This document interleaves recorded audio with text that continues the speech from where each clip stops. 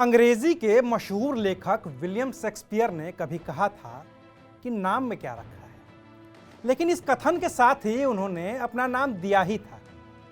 तो जाहिर है कि नाम में तो बहुत कुछ रखा है, और जब बात उत्तर प्रदेश की हो तो नाम में तो और भी बहुत कुछ है। चुनाव है, वोट बैंक है और उसकी राजनीति है। तभी तो उत्तर प्रदेश के चुनावी सीजन में जब प्रधानमंत्री नरेंद्र मोदी ने 2329 करोड़ रुपए की लागत से बने 9 मेडिकल कॉलेजों का उद्घाटन किया है, तो उसका मकसद भले ही यूपी में मेडिकल सेवाओं का विस्तार हो, लेकिन इन कॉलेजों के नाम के पीछे एक बड़े वोट बैंक की राजनीति है, जिसे समझना जरूरी है। इसलिए आज बात यूपी को मिले नए मेडिकल कॉलेजों के नाम और उनसे जुड़ी राजनीति की। नमस्कार, मैं हूं अविनाश और आप देख रहे हैं अनकट। प्रधानमंत्री नरेंद्र मोदी ने यूपी के नए 9 मेडिकल कॉलेजों का उद्घाटन सिद्धार्थनगर जिले में आयोजित एक कार्यक्रम में किया है। तो सबसे पहले बात सिद्धार्थनगर जिले में नए खुले मेडिकल कॉलेज की ही कर लेते हैं। यहाँ के नए खुले मेडिकल कॉलेज का नाम माधव प्रसाद त्रिपाठी के नाम पर रखा गया है। अब माधव प्रसाद त्रिपाठी कौन है, तो वो भी जान लीजिए।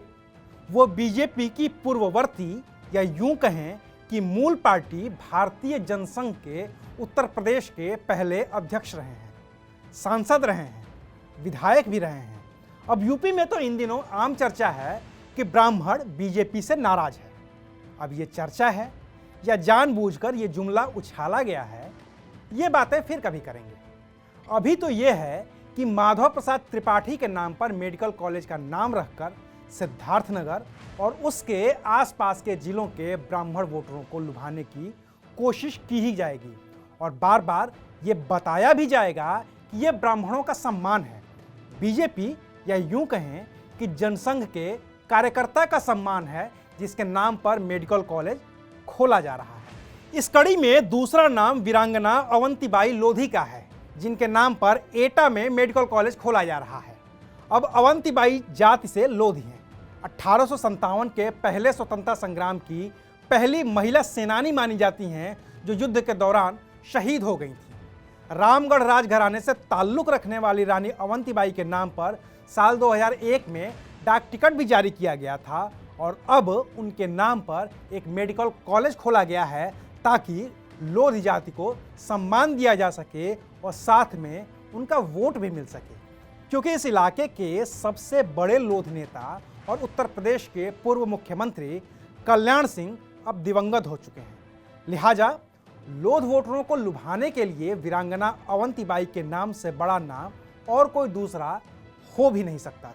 मेडिकल कॉलेजों की इस फहरिस्त में तीसरा नाम सोनेलाल पटेल का है।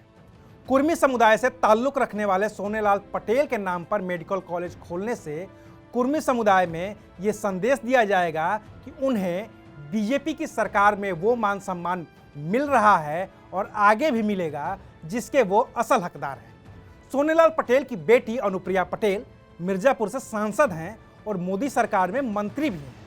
अब उनके पिता के नाम पर मेडिकल कॉलेज खोलकर पटेल वोटरों को ये संदेश देने की कोशिश की गई है कि अब बीजेपी में ही उनके लिए सब कुछ है। इस लिस्ट में चौथा नाम उमानाथ सिंह का है। इनके नाम पर जौनपुर में मेडिकल कॉलेज खोला गया है। उमानाथ सिंह जनसंघ के कार्यकर्ता रहे हैं और विधायक भी रहे हैं। जाति से क्षत्रिय हैं, जो उत्तर प्रदेश में एक बड़ा वोट बैंक है। खुद मुख्यमंत्री योगी आदित्यनाथ भी क्षत्रिय हैं।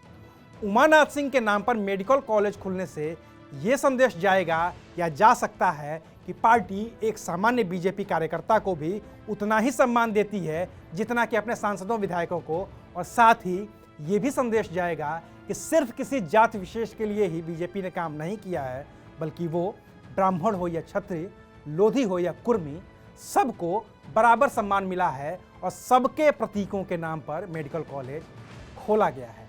इस लिस्ट में पांचवा नाम फतेहपुर में खुलने वाले मेडिकल कॉलेज का है, जिसे अमर शहीद जोधा सिंह अटैया ठाकुर दरियाव सिंह का नाम दिया गया है। जोधा सिंह अटैया और ठाकुर दरियाव सिंह 1857 के पहले स्वतंत्रता आंदोलन के नायक रहे हैं, जिनकी वीरता की कहानियां आज भी फतेहपुर में बच्चों की जुबान पर हैं। अंग्रेजों के खिलाफ छापामार युद्ध, गोरिल्ला युद्ध करने वाले जोधा सिंह अटैया को अंग्रेजों ने उनके 51 दूसरे साथियों के साथ फांसी पर लटका दिया था। ठाकुर दरियाव सिंह ने 32 दिनों तक फतेहपुर में अपनी सरकार चलाई थी, जिसके बाद अंग्रेजों ने उन्हें उनके पूरे परिवार के साथ फांसी पर लटका दिया था। बाकी के बचे 4 मेडिकल कॉलेज में से 3 मेडिकल कॉलेजों के नाम धार्मिक प्रतीकों के आधार पर रखे गए हैं। मिर्जापुर के मेडिकल कॉलेज का नाम शक्तिपीठ मां विंध्यवासिनी देवी के नाम पर रखा गया है। वहीं गाजीपुर में खुले मेडिकल कॉलेज को महर्षि विश्वामित्र का नाम दिया गया है। राम और लक्ष्मण को शस्त्र और शास्त्र की शिक्षा देने वाले महर्षि विश्वामित्र के पिता राजा गाधी यहीं से थे। इसी वजह से महर्षि विश्वामित्र को गाधी तनय भी कहा जाता है और माना जाता है कि उन्हीं के नाम पर गाजीपुर का नाम पड़ा है। हरदोई में खुले मेडिकल कॉलेज को स्वशासी राज्य चिकित्सा महाविद्यालय हरदोई का नाम दिया गया है। इसमें किसी प्रतीक का जिक्र नहीं किया गया है। लेकिन देवरिया में खुले मेडिकल कॉलेज को देवरहा बाबा का नाम दिया गया है। पूर्वांचल में देवरहा बाबा भी आस्था का प्रतीक हैं। उन्हें सिद्ध संत माना जाता है और उनकी उम्र को लेकर अलग अलग कयास लगाए जाते हैं। लेकिन इनका एक कांग्रेस कनेक्शन भी है, तो जाते जाते वो कांग्रेस कनेक्शन भी बता ही देते हैं। वो आपातकाल का दौर था, तब कांग्रेस का चुनाव चिन्ह गाय और बछड़ा हुआ करता था।